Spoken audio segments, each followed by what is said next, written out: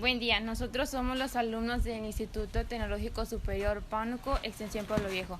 Nuestro equipo está conformado por Sergio Iván, Jesús Enrique, César Javier y su servidora Mirna Itzel. A continuación le vamos a hablar sobre los prototipos de la estructura cristalina de los diferentes tipos de materiales. Les daré una breve introducción sobre el tema. La estructura cristalina está caracterizada microscópicamente por la agrupación de iones, átomos o por las moléculas según un modelo de repetición periódica. Es sencillo de entender. Las consecuencias de las ciencias como física o química se observa que la materia ocupa un lugar en el espacio, ya que por lo tanto posee masa que puede encontrarse en distintos estados dependiendo su condicionamiento de temperatura, presión o altura en los estados de la materia como sólido, líquido, gaseoso, plasma o condensado. Existen tres tipos de red cúbica centrada en el cuerpo, red cúbica centrada en las caras y red hexagonal compacta. A continuación le daré la palabra a mi compañero Jesús Enrique. Hablaré de la red cúbica centrada en el cuerpo, o mejor conocida por sus siglas BCC. Los átomos conforman una estructura con forma de cubo y en ella un átomo ocupa el centro geométrico del cubo y otros ocupan cada uno de los 8 vértices.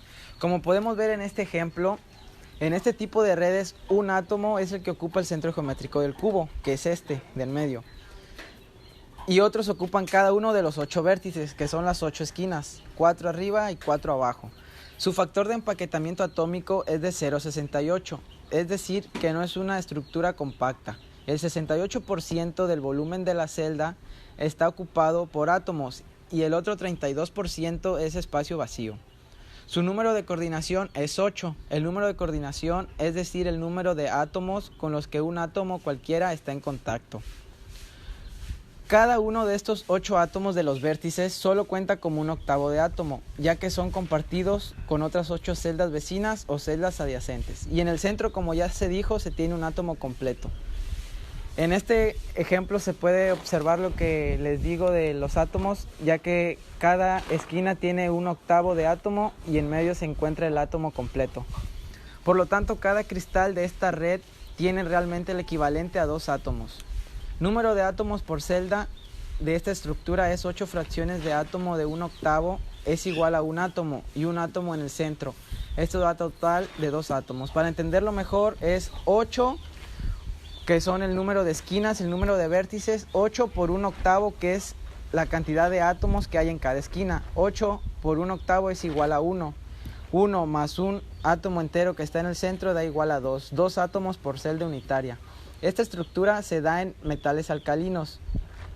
En otros metales que cristalizan en este sistema son, por ejemplo, el hierro alfa, el cromo, el titanio, el molibdeno, el niobio, el bario, el vanadio, el cromo, el talio, el sodio y potasio, entre otros. Todos ellos tienen como características común el ser muy resistentes a la deformación.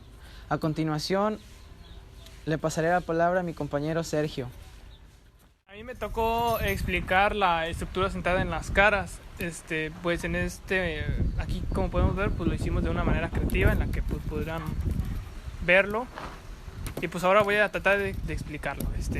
Los átomos en esta estructura están situados en los vértices de las celdillas, que son estos 4 que logran ver de color amarillo, que lo pusimos diferente a los demás. Y en el centro de sus caras, o sea, en las posiciones de los nudos de la red de Bravais del mismo, o sea, serían estas que están en cara a cara, los pusimos en el mero centro para que pues, se pudiera apreciar de forma diferente a los demás. Y de aquí pues surge la pregunta que cuántos átomos tiene esta estructura. Y pues de la estructura cuenta con 8 que son en los vértices del cubo, los cuales son compartidos con las otras 8 celdas adyacentes en el centro del cubo. Explicar la estructura hexagonal compacta. Como podemos observar, ¿verdad?, se puede notar como un prisma de 6 lados. Dice, compacta los átomos que ocupan los vértices de un prisma hexagonal regular. Como podemos ver, es una prisma muy definida, ¿verdad?, como lo puede presenciar en la maqueta. Dice, los centros de las bases y los centros de los triángulos alternos en el que puede componerse la sección intermedia del prisma, ¿verdad? Como podemos observar, se conforman triángulos, que esos son los enlaces que se hacen para formar la red hexagonal. Las longitudes axiales de esta estructura son las aristas de la base A y la estructura del prisma C. Como podemos observar, se puede decir que este es el punto A donde de ahí emerge la red y el punto C de las alturas para poder hacer la red en general. También se puede observar como una carriola de esa manera. La estructura hexagonal compacta se construye a partir de la red Brightness denominada hexagonal simple. No tiene otras variaciones ni nada.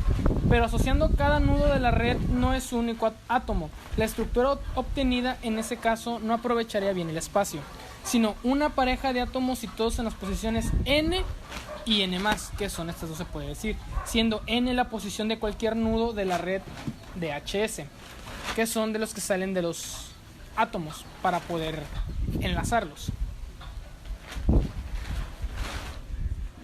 El número de átomos por celdilla es de 6 a 122, se puede decir un estimado.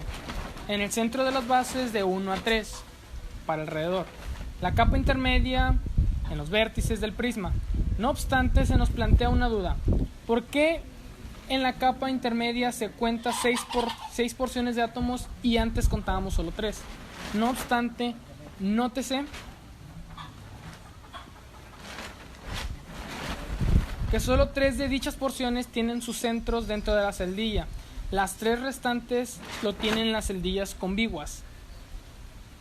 Y adviértase además que el volumen que les falta de las porciones atómicas que tiene su centro en el interior de la celdilla es precisamente el que aporta las porciones que tienen su centro afuera y que por lo tanto son 3 los átomos que se contribuye el plano intermedio. Y como último dato podemos decir, junto con la estructura cúbica centrada en las caras, es una de las 2 estructuras con el máximo de 12. Si estudiamos su celda unidad podemos observar que es un simple y da poca información sobre cómo están distribuidos los átomos en la estructura. Si ampliamos la representación a varias celdas unitarias, se puede observar una de las estructuras en capas. En una capa los átomos se encuentran empaquetados y de forma compacta, cada uno de ellos rodeado por otros 6.